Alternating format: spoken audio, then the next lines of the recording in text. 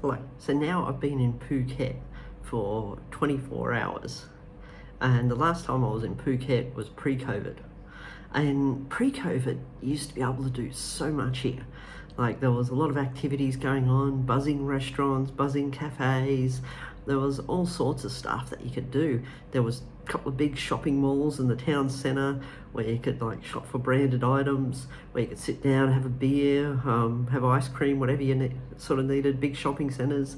There was sort of like 7-Elevens, mini marks. There was a lot of things around, and a lot of massage parlours, all that sort of stuff. A lot of beachside type places you could eat.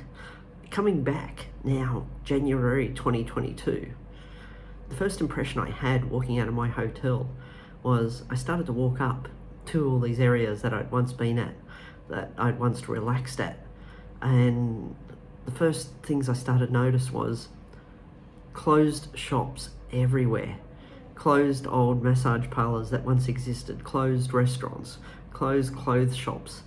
And and then as I walked up Belanglo Street during the day, yeah, it was all closed off, but not completely unusual. There was a few store markets. I also noticed walking around Phuket here and Patong Beach, there was just a few street food vendors along Patong Beach now with their little sort of motorbikes and set up street cooking. There was then walking up to the main shopping complex. There wasn't a main shopping complex.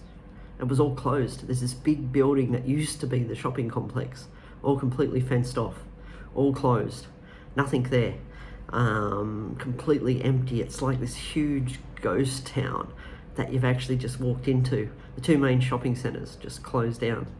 Who knows when they're going to actually recover? But you can see tourism starting to build here a little bit. But going back to that shopping centre being closed, the only place where you could get like your supplies was the Big C, which you had to do a bit of a walk around and to actually see it, to see where it was with the signs pointing everywhere, go this direction to the Big C. And that's where you get most of your stuff, like everything you can basically need, like your food, your toiletries, your drinks, and plus some other bits and pieces as you go up the different levels of the Big C. And the odd mini mark. And there was also a new change, like to do with the Tuk Tuk drivers. I noticed that they just wanted to charge you 200 baht. It didn't matter where you drove, how far you drove. And in Bangkok, you pay 200 baht and you're on one end of Bangkok to the other for that price. But in Phuket, they'll charge you that for less than a kilometre drive, 200 baht. And then they all carry these walkie-talkies. Can't prove it, but I suspect what they're doing is that as you say no to one and you're trying to negotiate the price, they go call the next tuk-tuk driver down the road saying don't offer them less. It's like now they're literally messaging each other, trying to control the prices of the tuk-tuks to get around. And metered taxis, I couldn't see any. I think I saw maybe one or two really metered taxis around, and they were buzzing up and down, doing whatever they did. But I didn't really see any taxis around here. The beaches, they look, on a bonus though, the beaches look exceptionally clean. Everything is just beautiful. The nature's all sort of cleaned up, not much pollution going on. There's very little people on the beach. Yeah, there's people sitting by in the typical chairs that you have to pay for along the river. Along the beach, I didn't get a price for how much. I didn't ask. And then apart from that, there's a few people swimming here and there, but it wasn't overly crowded compared to what it was like in past years. And so at night, moving to night, so the day was pretty dead walking around Phuket, Patong Beach. Really not much to do unless you're on a tour or you're swimming on the beach or you're staying in your hotel room.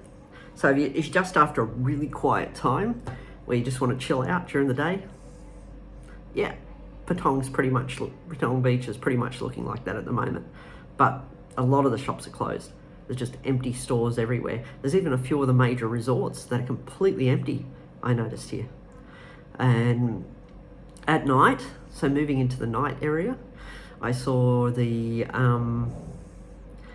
the Bangla Road. We walked up there last night, And Bangalore, yeah, it was busy. The clubs were open and stuff like that. There was a few closed ones, but generally speaking, that's starting to pick up. And they do want you to wear a mask when you first go in, but I noticed everyone just rips off their mask as soon as they walk past security, and then they start walking around. That being said, you're not allowed to enter Phuket unless you can prove you've been vaccinated, and unless you're coming through the Phuket sandbox. But still, at the hotel, they asked me for my international vaccination certificate from Australia, and they also asked me for initial proof that I'd had a Thailand pass to actually enter the country, which I had all these things, so I sort of preempted that they were going to ask for them, so I handed them over. But I didn't have to do any quarantine because I was travelling internally from Bangkok to Phuket. And but the nightlife was pretty buzzing in that regard. Again, not as busy as it has been in past years. Like in past years, that street would be packed. You'd be like bumping into people. There'd be like heaps of people at all the different bars. But yeah, you could still relax and enjoy yourself there if you're into that sort of nightlife. And I've noticed that a lot of the sort of stuff, sort of adult, more entertainment that used to be so in your face when you used to enter Phuket at that Bangla Road, is now behind closed doors. And as we're walking up and down, there was a lot of these sorts of like clubs now that have got big doors in front of them, so you can't actually see what's behind them unless you actually enter them. And there's bars there, but one of the things I was impressed with going up Bangla Road, right at the end of it, you're walking from the beach to the end, there was a whole street dedicated to street food. And so that I'm definitely going to give a try tonight, the street food. And I did do some filming on that just to add to this video. And so that was really sort of, yeah, that's good. That the food just looks awesome. And down the end of that sort of food court, there's another little club, but around that area, there's a lot of sort of closed night markets sort of stuff going on there. And it looks like everyone's just sort of moved into this Bangla Road sort of street area where they're all trying to sell stuff. And, of course, you've got your typical people walking up and down the street trying to sell you things like your cigarettes, your cigars, your roses, and all other sorts of bits and pieces that they do. They sell there. So it's still entertaining in the nightlife. It's just that the day you're going to be pretty much restricted. Like I'm looking at renting a car to drive around, and I asked the hotel how much does it cost to rent a car. So I thought, well, that's going to work out cheaper than catching Tuk Tuks everywhere. And they've quoted me for a Toyota, I don't know the model of it yet, but 800 baht a day to rent a car. So that's okay, that's acceptable, I'm okay with that. So I'm going to rent a car and take a bit of a hike around Phuket, because there's really not a lot else to do except sit around your hotel during the day here, unless you're on a tour. And I booked a tour for Thursday, going to the PP Islands and all that, and apparently the nature's cleared up there, and I'll probably do some videos on that when I get there. And yeah, and that was over, I don't know, worked out about 150 Australian dollars, whatever that converts to baht, for that tour for 2 people going on that. And that was a full day tour, buffet lunch, breakfast. I'll go into a bit more of that tour in another video. And but yeah, so that's pretty much Phuket at the moment. If you're coming here and you just want a quiet time, you want to relax by the beach, chill out, have a beer, have some food, street food, go to the restaurants at night, go for a bit of a night walk into the Bangla Road, if you like loud music, then yeah, it's okay to still come here. And the accommodation prices at the moment in January are pretty cheap. Like even the hotel I'm staying in, it's 50% cheaper than what I paid last time for what you get with breakfast included. And so yeah, it's still worthwhile coming here, Phuket. And it's good to support the local people too, who have been devastated by the COVID lockdowns and all that sort of stuff. When you can see how devastating this has been to the local people just by the shop closures. Because the local people would have been running those shops, they would have been working in them, they would have had employment in them, and they're just all gone. They're slowly popping up again. You can see the economy starting to recover, but it's very slow pace getting back into what it was. Going back a couple of years ago, pre-COVID, like 2019, 2018, 2017, when it was like full-on party. But give it a go. Still come here. Phuket's still worth a visit. And this is day 1 of 14 days. So I'm going to see how things go here in Phuket as I do a bit of exploring and just having some downtime.